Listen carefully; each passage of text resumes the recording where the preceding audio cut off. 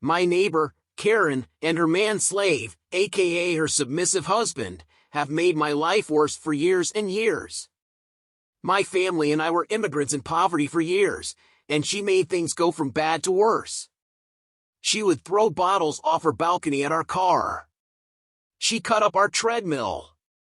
She took all of our common space. She destroyed our recycling bins and our trash bins, and the list goes on for years. She comes up with the plan and then commands her husband to do it. So, finally, I decided to take my revenge through a meticulously designed plan to systematically break her down to the point that she loses everything, including her own home and custody of her son. Here's what I did. Subscribe to AmITheA on YouTube and hit the bell to turn on notifications. I'm an only child, born in the USA to older parents. They were both 45 when I was born, and they immigrated from Venezuela in the 90s. When I was 2, my dad was shot in the head. He lived for another 13 years, but the incident permanently damaged certain parts of his brain, and he was a completely different person for those last 13 years.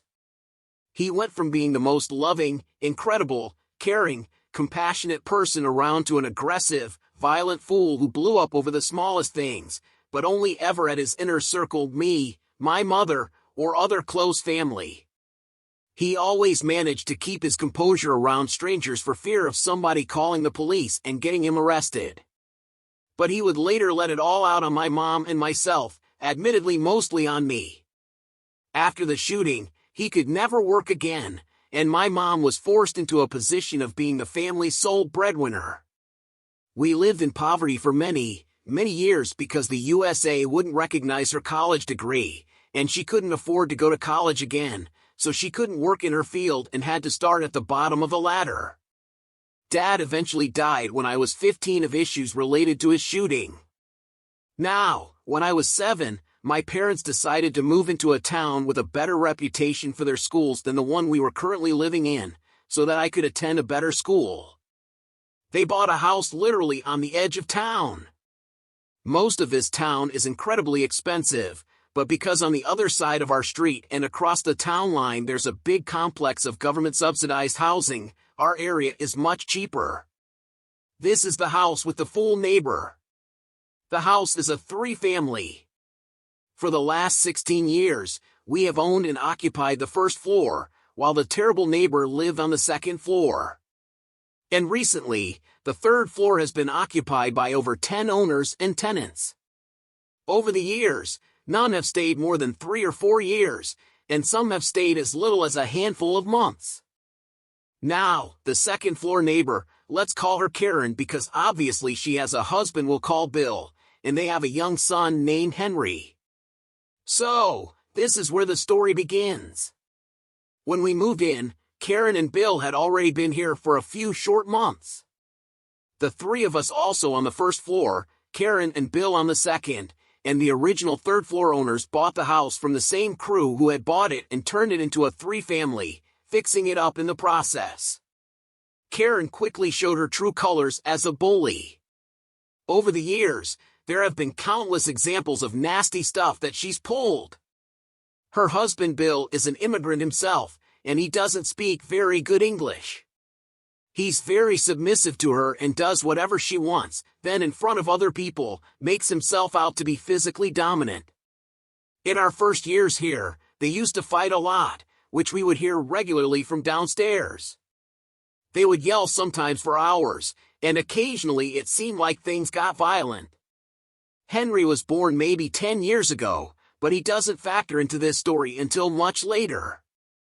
But anyways, the point is, whatever Karen's done, she's always gone away with it. Here are a couple of the highlights. My mom always took pride in how well she took care of our trash bin and our recycling bin.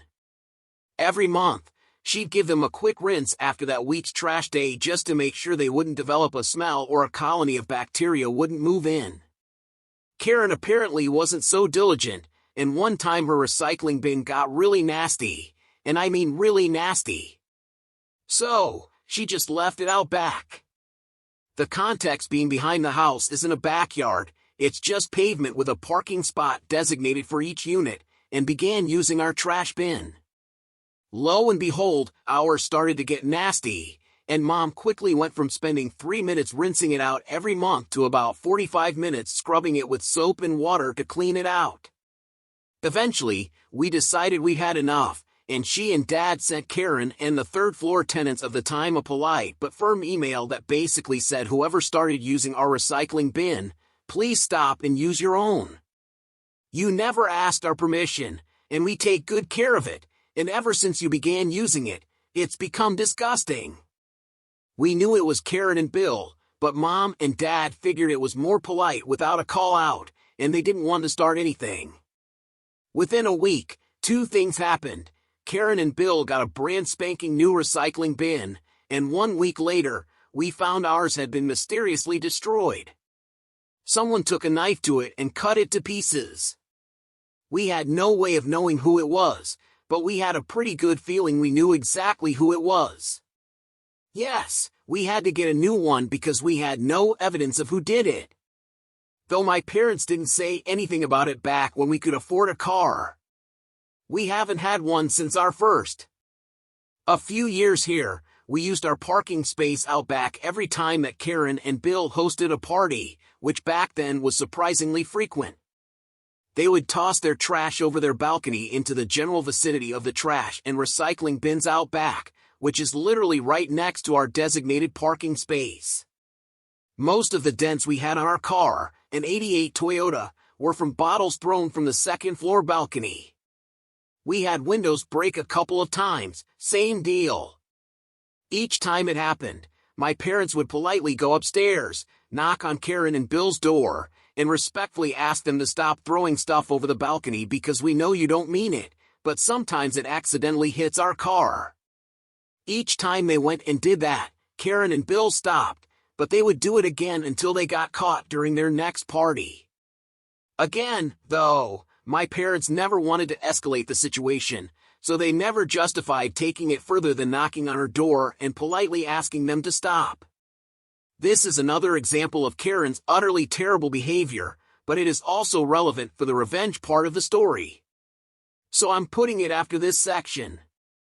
Our basement is shared between all 3 units.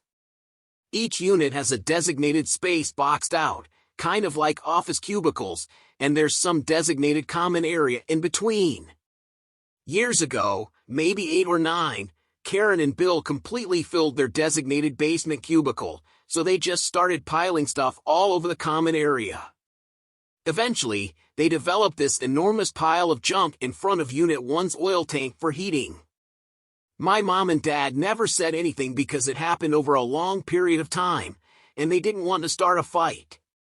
As far as I know, none of the third-floor folks ever said anything either.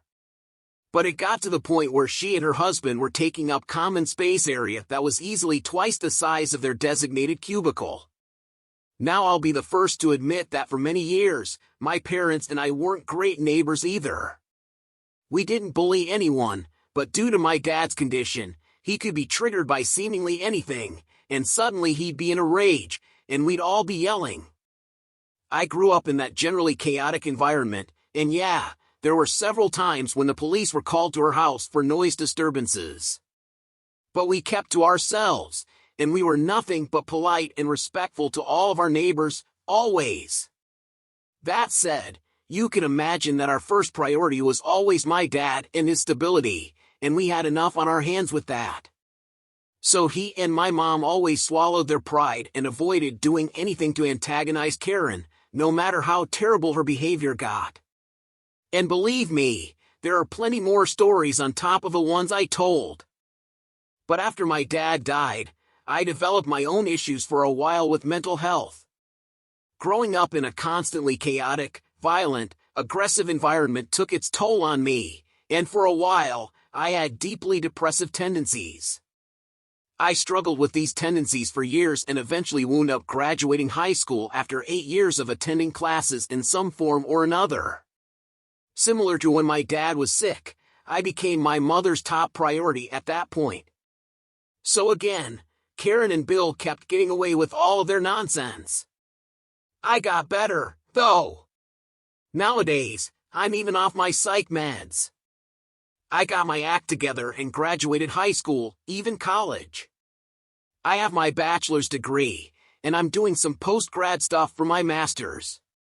Most of the way, it's been paid for by scholarships. Shout out to the absolutely remarkable book Confessions of a Scholarship Winner.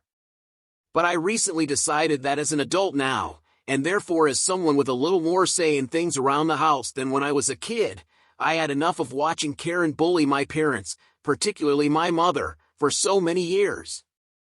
I wanted revenge. Phase 1 of my plan was to ease my way into the adult condo administration dialogue. I began helping out more around the house, as in around the common area parts of the house. I single-handedly redid the back porch's flooring. It sounds like more than it is. I just pulled out all the floorboards and nailed new ones in. I replaced both storm doors about 6 months apart when each one began having problems, different kinds of problems. It doesn't matter what they were. I also took care of some comparatively smaller things. I weed-whacked out back for a couple of hours, cut the grass out front a few times, and got up early so that I could beat everyone else to shoveling every time it snowed, one winter, not 18 to 19, but 17 to 18. I also began wheeling back everyone's recycling in trash bins after trash week every week, not just our own. After I did the first 2 things each time, I sent out an email to everyone in the condo to let them know that I had taken care of it and all that. I asked the other 2 units was for them to reimburse me 1/3 of the cost for materials on their timetable because, of course, I hadn't given them a heads up, so it was only fair that I allow them to pay me when they can. The smaller stuff from the last point I obviously didn't need to announce anymore. The idea was just that over time, the neighbors would see me taking more and more initiative in things and being more active, which would go on to justify me participating more in intercondo politics. I also made a point to keep conversations to email so that there would always be a written record of every interaction. Phase 2 of my plan pretty much ran concurrently with Phase 1 but had an entirely different purpose and was overall entirely different. I began gathering evidence of everything I could. I asked my mom to track down all the old emails she and my dad had exchanged with the neighbors, documenting many instances that Karen and Bill had pulled their nonsense. I went downstairs and took a video of Karen and Bill's stuff all over the common area, particularly emphasizing all the highly flammable wooden and cardboard stuff they had piled up in front of our oil tank. I dug up and poured over the deed to our apartment, specifically the sections that detailed the rules around the common areas and the limitations of our units as compared to the others and vice versa. To my utter joy, Mom and Dad never threw out that old recycling bin that Karen and or Bill had knifed up, apparently because they just never knew what to do with it and never wanted anyone to ask questions. Naturally, I dug it up and took plenty of photos. I did one other evidence-gathering thing that needs a bit more explanation. Karen and Bill are awful parents. Mom and I regularly hear the things they do to Henry through the very thin ceiling we have here. I'm decidedly not going to go into detail because even though I changed his name, he's younger, and I feel it would be disrespectful to do that to him. But let's just say he crosses the line. This is a topic I'm particularly sensitive about because I grew up in a situation that was bad myself, so believe me when I say this part, this is the most satisfying part of my revenge. Let's just say that every time I could hear that through the ceiling, I took out my phone and started recording until it stopped. Finally, Phase 3 of my plan was basically to bait Karen and or Bill into a trap that I set, that, as it turns out, would have humongous consequences for them. Mom and I had this old treadmill that we got for free. It's in the kitchen, and lately, we've come to the conclusion that it just takes up a little too much space. We both use it a little but not enough to justify keeping it. She wanted to toss it out, but I argued hard to keep it around because I knew I could use it for this plan. It would be my only shot. Remember how I mentioned we haven't had a car for years? Well, eventually, I convinced my mom to let me put the treadmill outside in our parking space out back. I bought a large tarp to cover it so it would be protected from the rain, and I told her I'd start using it more if it was outside because it's nicer to do exercise in the fresh air.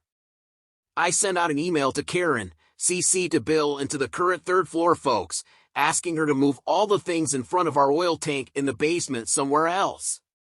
Despite the fact that those things had been there for many years, I justified addressing it now because I'm the one addressing it, and that's different from before because before I was a child, and now I'm an adult who actively participates in the intercondo dialogue. I asked her to do it because the way she currently had it set up is a safety hazard, and I'm just following the rules. I further let her know that if she and Bill didn't take care of it within a handful of weeks, I would have no choice but to take care of it myself. In the same email, I let everyone know that I was putting our treadmill in our parking space out back so that if anyone had any trouble with getting into their spot, please let me know. The same day I sent out the email, I put the treadmill out back. Now, I figured nothing was going to change from all the other emails I had sent about matters regarding the condos and registration, and nothing did. She and Bill never acknowledged anything. The current third floor guys didn't want anything to do with going up against Karen, so he just thanked me for the heads up about the treadmill and said nothing else. It's important to note here that my real reason for mentioning the treadmill in that email wasn't in case anyone had trouble getting into their parking spot. Needless to say, a treadmill in the kitchen is a pretty big and obnoxious thing, but a treadmill off to the side of an automobile parking space isn't really big at all. Plus, I placed it in such a way that it wasn't in anyone's way, giving everyone ample room to maneuver around it. It was just there, off to the side. The reason I mentioned the treadmill in that email was to alert her to its presence and perhaps associate it in her mind with my request for her to move all of her stuff in the basement. Their time was up. So one night, I got up around 1 a.m. when everyone else was asleep so nobody would hear me. I went downstairs to move their stuff. I can't explain to you how much I enjoyed this. I bought a GoPro, strapped it to my noggin, and carefully recorded the entire hour and a half of moving their stuff around. I took the enormous pile of junk in front of my mom and my oil tank and found a way to fit all of it into their designated storage cubicle. In the end, it was packed.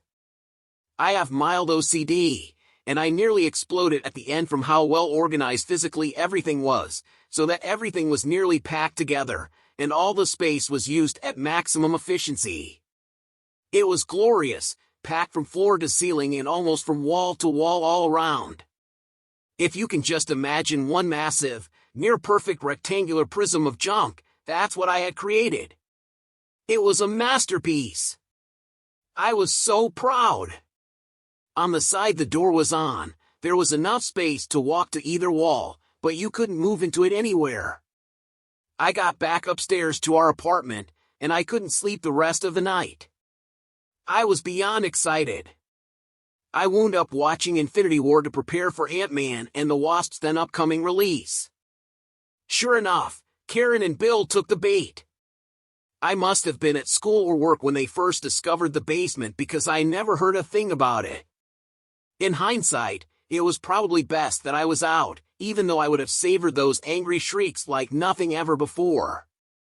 In any case, within a few days, we discovered our treadmill destroyed, similarly to the recycling bin of years past. It had been knifed up.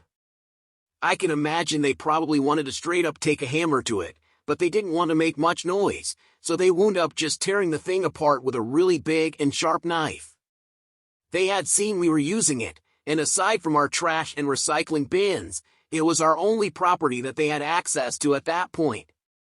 Several years back, I filled up the rest of the wall of our basement cubicle and installed a door with a lock so our cubicle is now sealed off to everyone else, but the others are open, and anyone can enter. Plus, I can imagine destroying a $1,000 treadmill is infinitely more tempting than a trash or recycling bin, so they went for it. In retaliation for my stunts in the basement, after moving their stuff in the basement, I started timing my treadmill use differently so that I wouldn't run into them. As soon as I saw it after they destroyed it, I went straight to the camera I had set up in the pantry. It caught the whole thing. In true fashion of their relationship, Bill brandished an enormous knife and single-handedly destroyed the whole thing himself, while she stood next to him and seemingly ordered him to do it. She basically kept pointing around at all the parts she wanted him to cut up. With that in hand, I called the police. I reported the incident and told them my mother and I felt threatened by their presence. We filed a restraining order against both Karen and Bill with the police. The same day, I turned over all the evidence I had gathered of all their stuff over the years, and I also turned over all the audio clips I had of Karen and Bill terrorizing Henry. I figured since it was all audio, no video, it wouldn't be enough to get him out of their care, but maybe it would at least get the Department of Children and Families involved. Karen and Bill immediately claimed that I had broken a bunch of their stuff while moving it around in the basement, things that they had no doubt broken themselves. So I offered my GoPro recordings as proof that I had not, in fact, broken any of their stuff while moving it at all. The restraining order a person is allowed to file with a police report is always temporary, but you can always petition the court to extend it. Once Mom and I did that, it was granted. At that point, Karen and Bill hadn't been legally allowed to go back home for about a week, and since it became a longer-term restraining order, they were basically not going to be allowed to live in their own home for several years.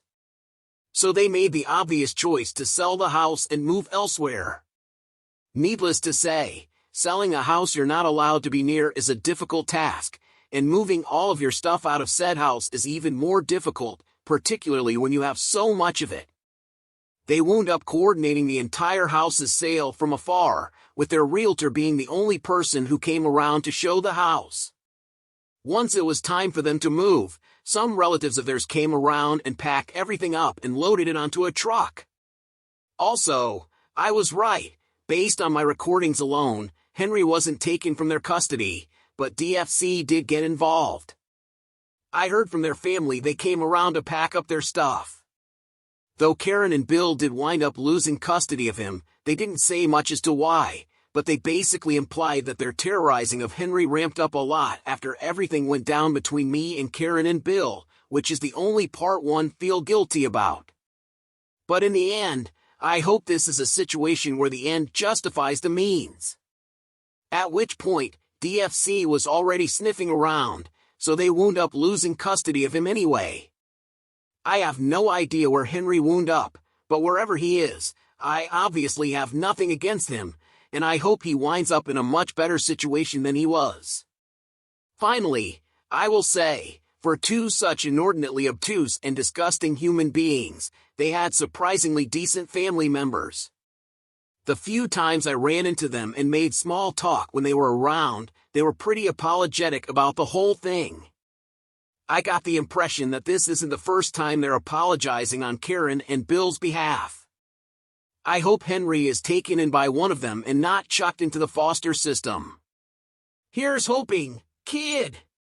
If we jump into the future, there is an update. Holy moly, this is great. Karen lost her job, or at least she's not working where she had been anymore. I assumed she was fired or released, and it had something to do with what went down, but I actually don't have a way of knowing. I got curious, though, after posting this because I remembered she worked as a guidance counselor at a school a few towns away, and I figured if the school had found out that the DFC took her kid, they might not have wanted her there anymore, and I may have been right. I got curious, so I asked a friend to ring the school secretary and asked to be transferred to the guidance department where they asked for Karen's desk. She, my friend, and the guidance secretary just said matter-of-factly, "I'm sorry, that staff member is no longer employed here," and that was that. Seeing as all of this went down at the end of the 17 to 18 school year, I'm guessing they just replaced her at the beginning of this school year. The school's website lists one of the guidance counselors as having started working there this school year. Of course, I have no real way to know if she was fired, nor even if her leaving that position had anything to do with me and my revenge, but it seems like very odd timing if there was no correlation. So was I the fool for going to the length that I went to get Karen to lose her house? This is one of those revenge plans that was pretty unusual because of how meticulous and precise the planning that went into this was. It's like the original poster here pretty much thought of every possible thing that could go wrong and tried to have a contingency plan in case that it did. For example, the GoPro strapped to the OP's head because the OP knew inevitably they would try to claim that the OP broke their stuff in the move, and that was masterfully parried way in advance by having this GoPro setup already ready to go. There's even some funny elements of an Inception type of thinking where in the email, the OP tries to associate the treadmill with their overflow of stuff in the basement. I guess hoping there would be some sort of association, and there was, because when they were angry about their stuff being moved around, they look at the bottom of the email, and guess what? My treadmill is in the parking space. They just didn't realize that they were falling for the bait because the entire thing was recorded. If you look at this from a bird's eye view, it might sound like it's pretty straightforward, but you gotta remember all the clever details that led to that outcome. The one thing that makes my stomach turn is the whole situation with their son Henry. I know it's been a little while since the time frame that this all took place in, but I'm hoping that the OP's actions ultimately did put Henry in a less dangerous position than the one that he was in with Karen and Bill, because no one, nowhere should have to grow up like that. So let me know how you guys see this whole revenge. Do you think it was going too far, or do you think it was just right? Fool or not a fool, and why? When you subscribe, make sure to hit the bell to turn on notifications. To finish listening to all the stories in this series, use the playlist at the top of the description.